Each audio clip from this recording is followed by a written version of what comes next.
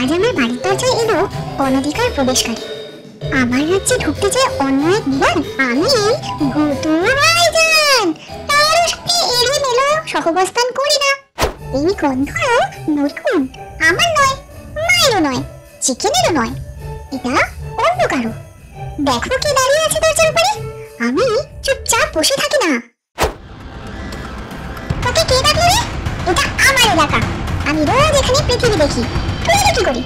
আজ একটাই কথা, আমি খাবার শেয়ার করি না। আমার হিউম্যান এলো আমাকে শান্ত করতে। ও জানে আমি কষ্টে আছি, কিন্তু আমি তো মাফ করি না। ভুলিও না, আজ ও এলো, কাল যেন না আসে। ও চলে গেল, কিন্তু এটা যুদ্ধের শেষ নয়, এটা একটা বিরতি মাত্র। আমি জোজো, আমি পাহারা দিই, আর আমার রাজত্বে কেউ টিকে না। তোমার বিড়ালও কি জানলায় দাঁড়িয়ে বাইরের দিকে নজর রাখে? কমেন্ট করে জানাও তোমার ক্যাট গাইডের স্টোরি এবং সাবস্ক্রাইব করো জোজোর ভবিষ্যতের এলাকার যুদ্ধ দেখতে।